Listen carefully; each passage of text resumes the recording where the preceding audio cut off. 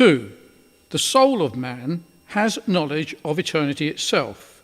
Though it may be observed, there is a great difference in its apprehension of an eternal past and of that which is to come.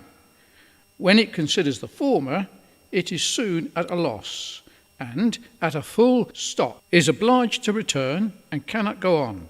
It is like a bird that attempts to soar aloft and take flights it is not used nor equal to. It flutters and hangs its wings and is forced to descend.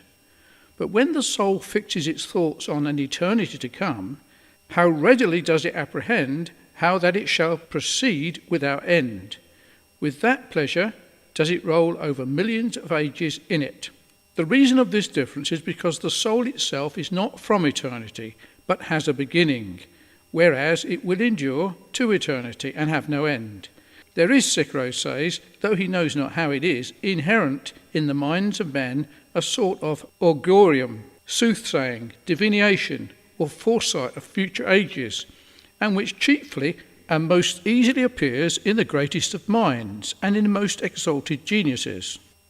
There is in men a natural notion of futurity, a desire after it, and an expectation of it, which are things not in vain implanted in it, and would not appear if the soul was not immortal. It has knowledge of things past, present, and future, which proves its immortality. 3. The knowledge which the mind and understanding of man has of things in the present state is very imperfect through the brevity of life, and therefore it may be reasonably concluded there is a future state in which the soul will exist and its knowledge of things be more perfect. It has been a consent and continual complaint of the sons of the learned and science, ars longa vita brevis. Art is long and life is short. Man has not time enough to cultivate the knowledge he is capable of. It has been said it would require a man's whole lifetime, and that not sufficient, to get a thorough knowledge of that single mineral antimony.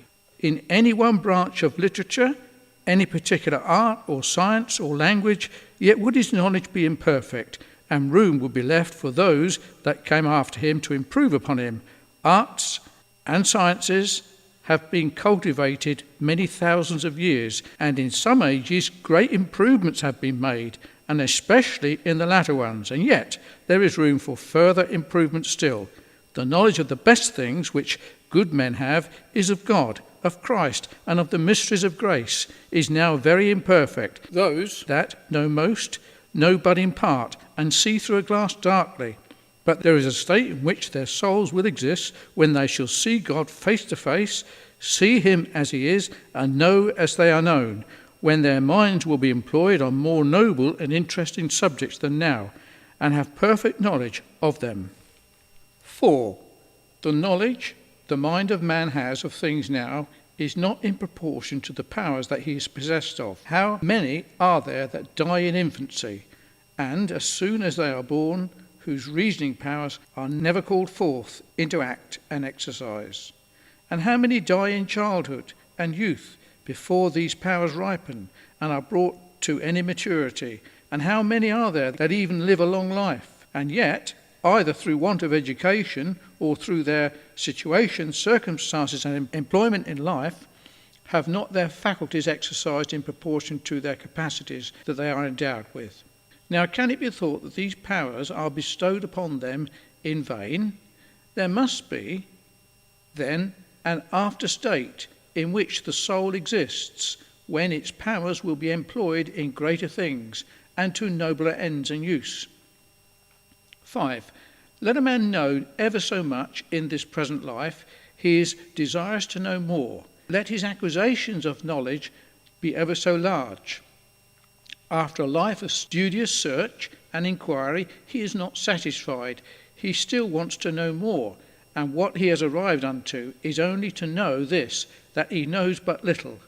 Now, this desire of knowledge is not implanted in man by the author of nature in vain. Wherefore the soul must remain after death, when it will arrive to more perfect knowledge of things. That was the argument of Socrates used to prove to his scholars the immortality of the soul. But with respect to true good men, the argument receives further strength. They that know most of God, of Christ, and of divine things, they desire to know more. They follow on to know. They make use of all means to exercise their spiritual knowledge, and after all find it imperfect, and therefore are unsatisfied and long after a further state when all darkness and imperfection will be removed, and they shall see all things clearly. Now these gracious and earnest desires are not implanted in vain by the God of all grace, as they would be if the soul were not immortal. 2. The will of man is another faculty of the soul, the objects and acts of which show it to be immortal. 1. The will has for its object universal good. It naturally desires complete happiness, which some place in one thing and some in another, but it is not perfectly enjoyed by any. Some place it in riches, but find themselves mistaken in them, nor do they give the satisfaction expected from them. Some in the gratification of carnal pleasure, but these soon pale and perish with the using, and new ones are sought after. Some in enjoying posts of honour and in the applause of men, but these depend, the one on the pleasures of princes, by whom they are set in high places, and which become slippery ones, and others on popular breath, which is as variable as the wind.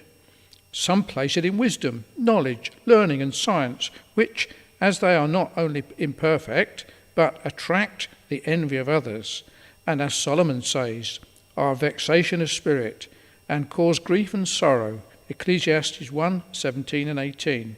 Now there must be a future state in which true happiness will be attained, at least by some, or else the actings of the will about it will be in vain. 2. God is the summum bonum, the chief good, the will of man rightly pitched upon, nor can it be satisfied with anything less. Good men choose him as their portion, and which is the foundation of their faith, hope, love, peace, and joy. But then he is not perfectly enjoyed as such in this life. Their faith, expectations are that he will be their portion forever, nor will they be fully satisfied until they enjoy him as such in another world. Wherefore, in order to this, the soul must remain after death and be immortal. 3. The will has its desires, and which desires, even the best, are not satisfied in this life. Whatever it has, it is desirous of more. It is never satisfied. Its desires of knowledge, as we have seen, are not gratified to the full, nor its desires after happiness in general, nor even after God himself, the chief good, of whom the true good man says, "Whom have I in heaven but thee? And there is none upon earth that I desire besides thee." Psalm 73 verse 25, which desires, unless there is a future state in which the soul exists after death and is immortal, are not fully satisfied, and so far in vain. 4. The actions of the will are free, not forced by any creature. No creature has any power over it to force it nor destroy it. Its acts are independent of the body.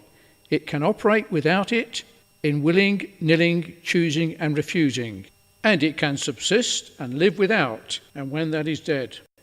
5. The will is not weakened, nor indeed any of the powers and faculties of the soul impaired by sickness and approaching death. Though the outward man perish, the inward man is renewed day by day. How clear is the understanding! How active and vigorous the will of man on the verge of eternity! It appears by its willingness or unwillingness to die, to be free from the present pains and agonies, either by a restoration to health or by a removal by death, particularly by a good man choosing rather to depart to be with Christ, and even by his longing to be gone, saying, "Come, Lord Jesus, come quickly." Yea, when the body has become speechless and near expiring, the faculties of the soul are in exercise, and man understands clearly what his friends about him say, sign by the lifting up of the hand, signifying his faith, hope, joy, and comfort, all which show that the soul sickens not with the body, nor becomes languid as the body does, nor dies with it, though it may be cramped by it.